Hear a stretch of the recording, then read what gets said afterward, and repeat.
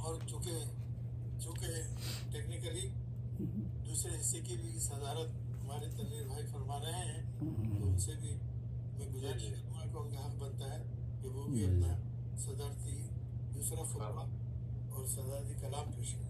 جی جی بہت شکریہ، ماشاء اللہ رشید بھائی کی محنت ماشاء اللہ مبارک ہو کہ آپ لوگوں کی بھی شرکت لکھی تھی ہم مشاعرے میں تشریف لے آئے، تقریباً پانچ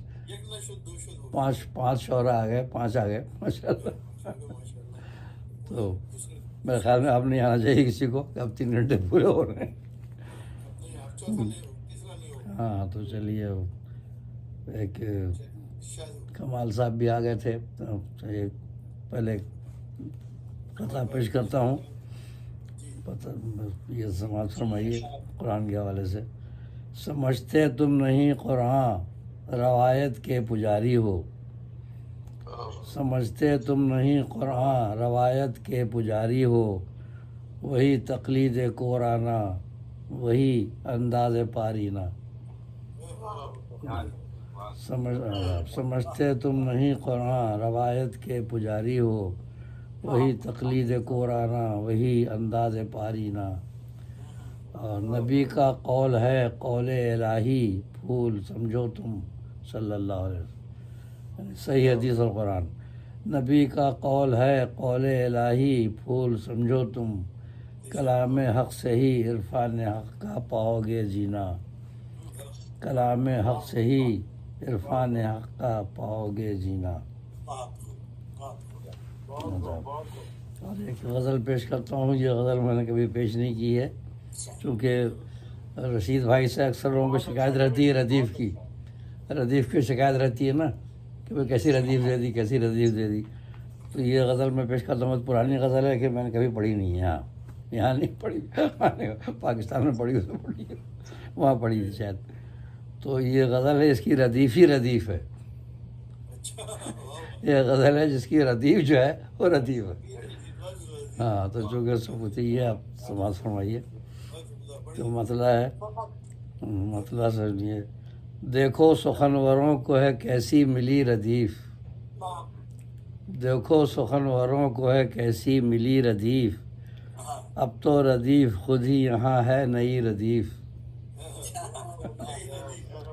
دیکھو سخنوروں کو ہے کیسی ملی ردیف۔ رشید بھائی کو سب اعتراض کرتے رہتے ہیں نا کہ یار کیا ردیف دے دی اس کے حوالے سے۔ دیکھو سخنوروں کو ہے کیسی ملی ردیف، اب تو ردیف خود ہی یہاں ہے نئی ردیف۔ اور ہستی کے معرکے میں جو کمزور فوج تھی، ہستی کے معرکے میں جو کمزور فوج تھی، بھیجی گئی کمک تو آ کر بنی ردیف۔ ردیف کہتے ہی اس کو ہے کہ جو بعد میں آئے، پیچھے آئے نا، ردیف کا مطلب یہی ہے۔ تو شعر میں بھی ہوتا ہے قافیہ کے پیچھے پیچھے ہے نا ردیف، اس لیے ردیف کہتے ہیں۔ ردیف کا مطلب یہی ہے لغوی معنی، جو بعد میں آئے پیچھے۔ تو ہستی کے معرکے میں جو کمزور فوج تھی، بھیجی گئی کمک تو آ کر بنی ردیف، ظاہر بعد میں آئی۔ اچھا، آیا ہے جو یہاں اسے جانا بھی ہے ضرور۔ ردیف کے معنی پہ غور کرتے ہوئے ذرا آپ سمجھیے گا اس کو، ردیف بعد میں آنے والے کو کہتے ہیں پیچھے۔ جیسے سواری پر جو آگے سوار پر گھوڑے پر جو بیٹھا رہتا ہے، جو پیچھے بیٹھا رہتا ہے نا، اس کو کہتے ہیں ردیف، پیچھے بیٹھتا ہے نا، عربی میں ردیف اسی کو کہتے ہیں۔ اسی سے آیا شاعری میں، مطلب ردیف کا مفہوم بھی پتہ ہونا چاہیے کہ ردیف کے اصل معنی ہیں کیا۔ تو سوار کے پیچھے جو بیٹھا رہتا ہے نا، وہ ردیف کہلاتا ہے عربی میں۔ یہ تو اسی سے یہ شاعری میں بھی ردیف آ گیا۔ تو یہی ہے، تو سنیے، ردیف کے معنی پہ غور کرتے ہوئے جب آپ سمجھیں گے نا، پھر سمجھ میں آئے گا مطلب آپ لوگ کہ ردیف جو ہے کہ عربی میں کہتے کس سے۔ تو شاعری میں تو ردیف بعد میں آئی، اصل میں ردیف کے معنی ہی جو پیچھے آئے، پیچھے آئے۔ تو دیکھو سخنوروں کو ہے کیسی ملی ردیف، اب تو ردیف خود ہی یہاں ہے نئی ردیف۔ ہستی کے معرکے میں جو کمزور فوج تھی، بھیجی گئی کمک تو آ کر بنی ردیف، بھیجی گئی کمک تو آ کر بنی ردیف۔ آداب۔ اور آیا ہے جو یہاں اسے جانا بھی ہے ضرور، آیا ہے جو یہاں اسے جانا بھی ہے ضرور، لوح مدار ہستی ہے انسان کی ردیف. آیا ہے جو یہاں اسے جانا بھی ہے ضرور. لوح مدار ہستی ہے انسان کی ردیف. وہ پیچھے پیچھے لگی ہوئی ہے نا. لوح مدار ہستی ہے انسان کی ردیف. آداب آداب. اور اصحاب و اہل بیت کا کرنا ہے احترام. اصحاب و اہل بیت کا کرنا ہے احترام. یعنی نبی کے بعد ہیں آل نبی ردیف صلی اللہ علیہ وسلم. اصحاب و اہل بیت کا کرنا ہے احترام. یعنی نبی کے بعد ہیں آل نبی ردیف صلی اللہ علیہ وسلم. آداب. اور قطع بند ہے اس کے بعد دوسرا شعر بیچ سے. فرعونیوں کو آل بتائے کلام حق. اس میں ایک نقطہ ہے، امام مالک کا نظریہ ہے اس میں. فرعونیوں کو آل بتائے کلام حق. قرآن میں فرمایا نا وَأَغْرَقْنَا عَلَى فِرْعَوْنَ، ہم نے فرعون کی آل کو غرق کر دیا. قرآن میں 2-3 جگہ آیا ہوا ہے. تو فرعون کی آل میں دیکھیے کون تھے، اس کے سارے متبعین تھے، خالی آل اس کی اولاد نہیں تھی وہ. تو یہی ہے کہ فرعونیوں کو آل بتائے کلام حق.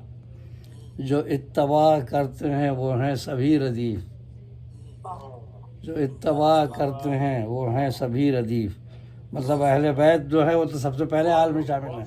ان کے بعد میں جو ان کے مخلصین ہیں نا تو وہ بھی آل میں سمجھے جائیں گے. یہ امام مالک کا نظریہ ہے. اور اس بات پہ ایک بحث بھی ہو چکی ہے. ایک صاحب تھے دھاریہ قسم کے، انہوں نے یہ بات شروع کر دی تھی امریکہ میں. کہ لوگ کہتے ہیں کہ فنصرنا علی القوم الکافرین، آپ لوگ مسلمان لوگ یہود کو ایسا اور نصارہ کو ایسا، اور پھر آپ جب درود پڑھتے ہیں تو کہتے ہیں کہ اللہم بارک علی محمد و علی آل محمد کما بارکت علی ابراہیم و علی آل ابراہیم انک حمید مجید.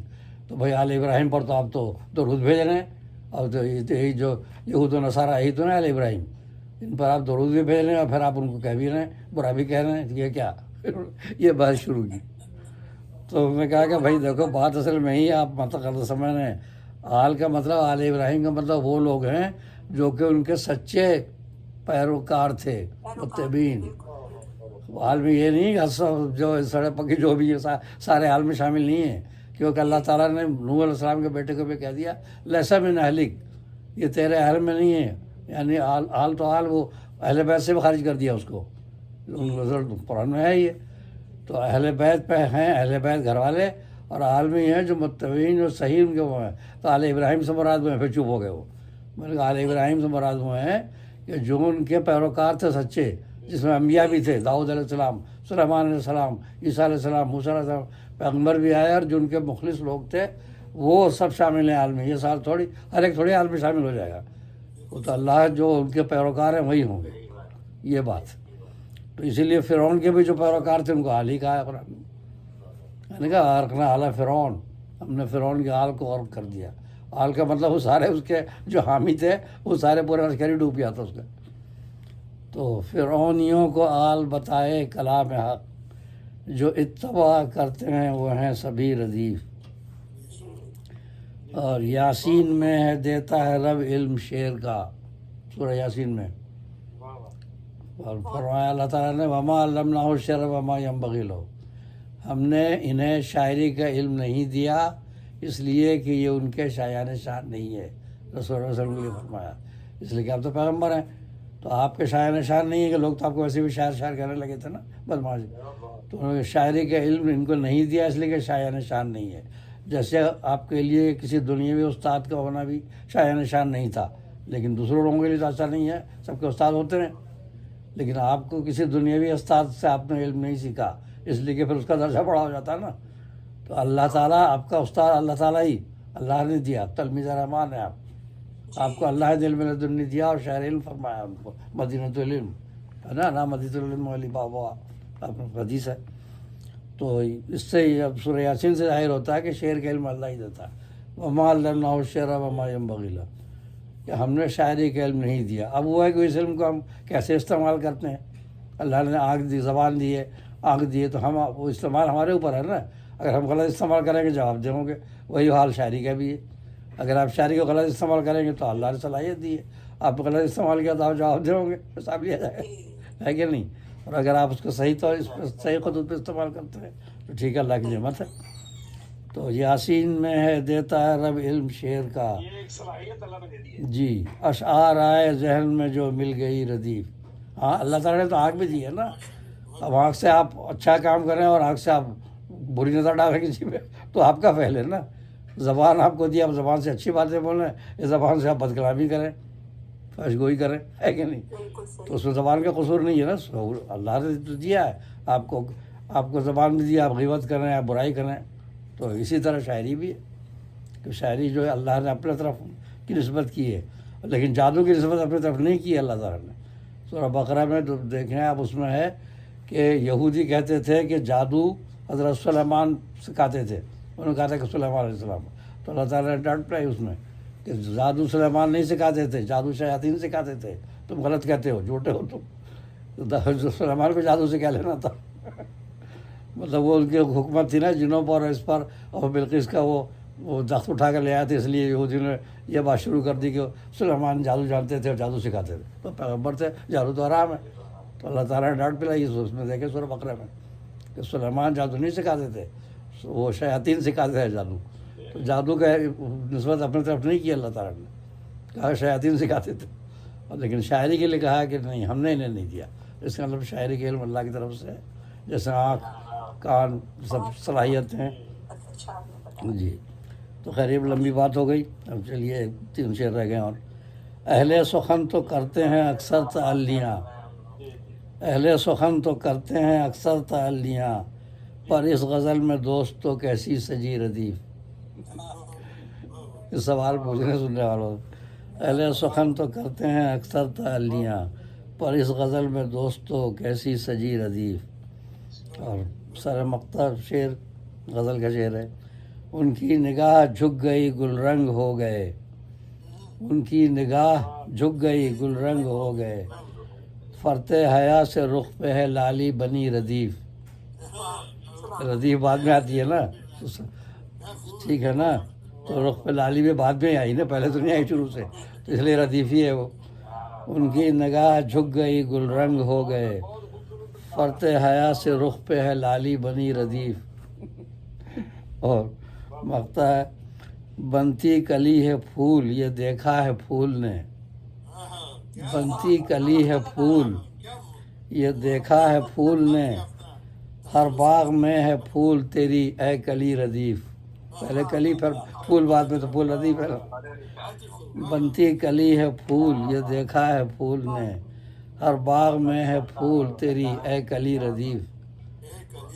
ہر کلی کے ردیف پھول، کلی کے بعد ہی تو پھول ہے نا. ہر باغ میں ہے پھول تیری اے کلی ردیف، دیکھو سخنوروں کو ہے کیسی ملی ردیف، اب تو ردیف خود ہی رہا ہے نئی ردیف.